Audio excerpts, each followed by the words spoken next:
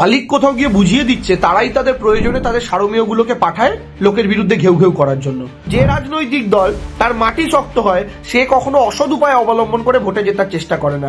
দুর্গাপুজো আসছে বোঝা যায় বীরেন্দ্র কৃষ্ণ ভদ্রের কণ্ঠে মহালয়া শুনতে দেখে, আর ইলেকশন আসছে কখন বোঝা যায় ইডিআই সিবির দৌড়ঝাঁপ দেখলে। এমনকি নির্বাচনের পূর্বে কখনো অরবিন্দ কেজরিওয়াল কখনো হেমন্ত সোরেন তাদেরকে জেলে পোড়ার চেষ্টা থেকে শুরু করে সবটাই তো ভারতবর্ষের মানুষ দেখেছে। তৃণমূল কংগ্রেসের প্রার্থীদের নাম জানার চেষ্টা, তৃণমূল কংগ্রেসের রণকৌশল জানার চেষ্টা, বিরোধীদের রণকৌশল তখনই আমায় জানতে হয় যখন আমি জানি আমি জেতার জায়গায় নেই। প্রশ্ন করা হচ্ছে ইডিকে আর উত্তর দিচ্ছে ভারতীয় জনতা পার্টি। অর্থাৎ মালিক কোথাও গিয়ে বুঝিয়ে দিচ্ছে তারাই তাদের প্রয়োজনে তাদের সারমেয়গুলোকে পাঠায় লোকের বিরুদ্ধে ঘেউ ঘেউ করার জন্য। ভারতীয় জনতা পার্টি তার বিবৃতিতে অদ্ভুতভাবে উল্লেখ করেছে, যা আমাদের মনে হয় যে এই দশকের সবচেয়ে হাস্যকর কথা, সেটা হচ্ছে তারা কখনোই চায় না কেন্দ্রীয় তদন্তকারী সংস্থাগুলির কাছে নাক গলাতে।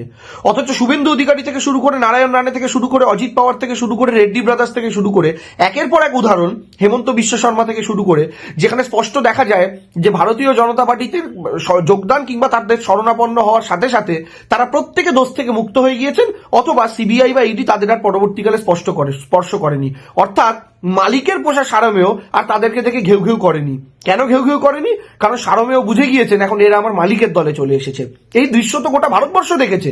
আজকে ভারতীয় জনতা পার্টি এবং ইডির তরফ থেকে বলা হচ্ছে যে গোটা ভারতবর্ষ জুড়েই তো তদন্ত চলছে, তার পার্ট হিসেবে পশ্চিমবঙ্গে যাওয়া হয়েছে। আর তার পার্ট হিসেবে পশ্চিমবঙ্গে মনে পড়লো ইলেকশনের 3 মাস আগে আমরা বারংবার বলেছি দুর্গাপুজো আসছে বোঝা যায় কাশফুল ফুটেছে দেখে, দুর্গাপুজো আসছে বোঝা যায় বীরেন্দ্র কৃষ্ণ ভদ্রের কণ্ঠে মহালয়া শুনতে দেখে, আর ইলেকশন আসছে কখন বোঝা যায় ইডিআই সিবির দৌড়ঝাঁপ দেখলে, ভারতীয় জনতা পার্টির তৎপরতা দেখলে।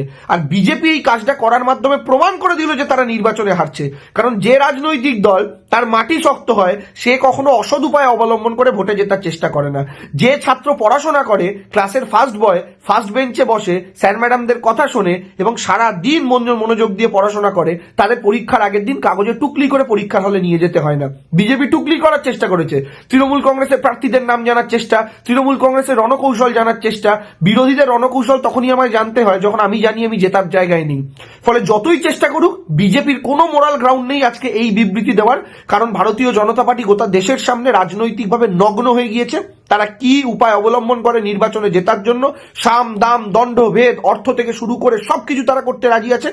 এমনকি নির্বাচনের পূর্বে কখনো অরবিন্দ কেজরিওয়াল কখনো হেমন্ত সোরেন তাদেরকে জেলে পোড়ার চেষ্টা থেকে শুরু করে সবটাই তো ভারতবর্ষের মানুষ দেখেছে। এবং নির্বাচন এলেই তৃণমূল কংগ্রেসের নেতাদের জেলে পোড়া, অ্যারেস্ট করা, ইডি সিবিআই দিয়ে ডেকে পাঠানো, এবং এটাই তার মধ্যে একটা নতুন সংযোজন। ভারতীয় জনতা পার্টিকে বলি, যতই করুন হামলা আবার জিতবে বাংলা, আপনাদের কোনো কৌশল সাকসেসফুল হবে না। আরো ভালো ভালো খবর দেখতে সাবস্ক্রাইব করুন বাংলা হান্টের ইউটিউব চ্যানেল। বাংলা হান্টের আরো খবর দেখতে নজর রাখুন। বাংলা খবর মানেই বাংলা হান্ট।